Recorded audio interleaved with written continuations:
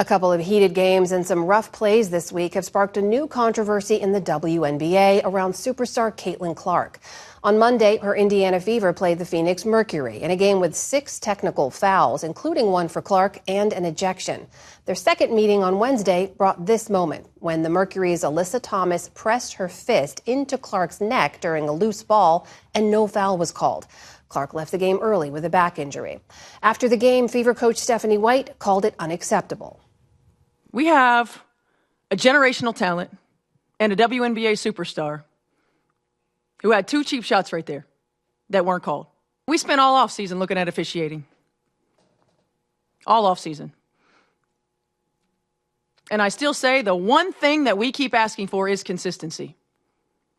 She is not called the same way everybody else is called. A day later, the league retroactively gave Thomas a flagrant foul and suspended her for 1 game. But the questions around Clark's treatment and the WNBA's officiating have not quieted. For more, we're joined by Seerat Sohi. She covers the WNBA, NBA, and women's college basketball for The Ringer, and she hosts their WNBA podcast. Seerat, welcome to the News Hour. Thanks for joining us. Thanks for having me, Amna. So why do you think the reaction to that foul and the no call at the time, why has it been as fiery as we've seen it? Well, I think because fans are starting to see a pattern where there have been cheap shots against Caitlin Clark that have gone uncalled. Forget a flagrant foul. We have seen some of these cheap shots not even get a regular foul. Fans will remember in 2024, Kennedy Carter hip-checked Caitlin Clark on an out-of-bounds play where she didn't even have the ball in her hands, and it wasn't called a foul. The WNBA, I think, needs to reckon with its history of inconsistent refereeing, and it hasn't up to this point. So now when these things happen, they harken back to previous instances, and at this point, I think fans are just fed up. There's a lot of complicated narratives at play here. You outline them really well in your latest piece for The Ringer, and you put it this way. You say outside the arena, the league is filtered through 2 polarized narratives, both of them unflattering. One, the league is stacked against Clark. Players resent her, referees won't protect her, and league leadership has been reluctant to acknowledge her obvious mistreatment. And 2, the league is a hotbed of racism, homophobia, and misogyny. So let's just take those one at a time here, Seerat. The narrative that Clark is treated differently and unfairly. Is there truth to that? I do think that there are stars because of the magnitude of Caitlin Clark's stardom that were questioning her entry into the league and why she had such a big spotlight.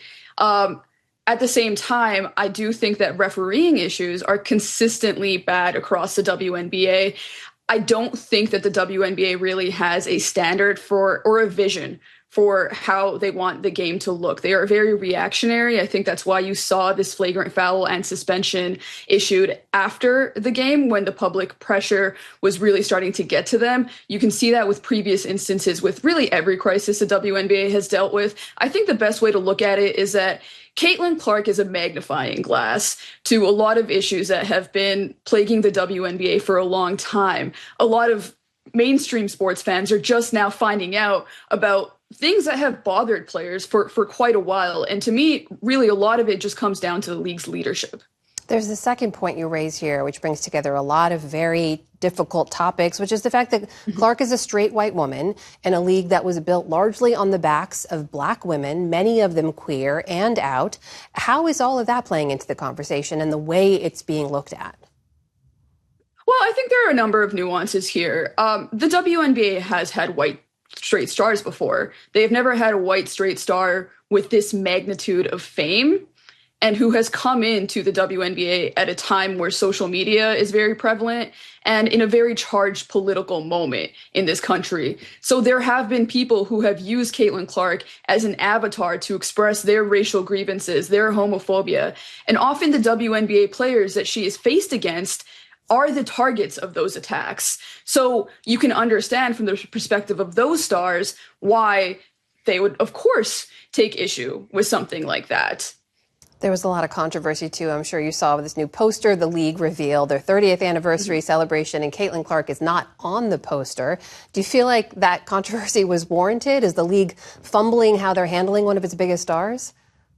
Well, the reality with that controversy is actually that the group that made that poster actually just does not have the licensing rights to Caitlin Clark's image and likeness. For most organizations that aren't the WNBA or Nike, they only have the rights to her name and number. Now, you could say, why didn't the WNBA go to a different organization to do this? I think that's a very fair question, especially for, when you're trying to celebrate the 30th anniversary of the league. There are also prominent Black players that weren't on this list as well, such as Tamika Catchings and Candace Parker, two of the biggest legends in the game. And again, it just to me goes back to the WNBA's leadership. This is a rocket ship that has a bad captain. It's an airplane flying in the sky and there's a ton of turbulence and they do not know how to navigate it. What does all this mean for the fans? I mean, yourself, you cover this, but you're also a fan. What does it mean for the people who love the game and the league? It's incredibly frustrating.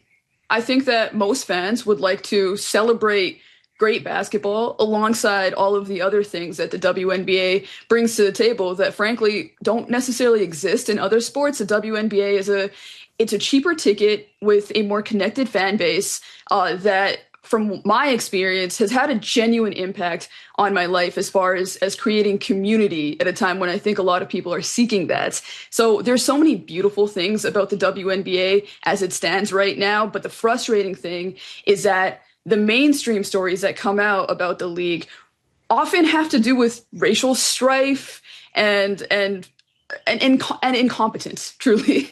And that I think has just been a frustrating dynamic for the last 3 years. Seerat Sohi of The Ringer, thank you so much for joining us tonight. Real pleasure to talk to you. Thank you for having me.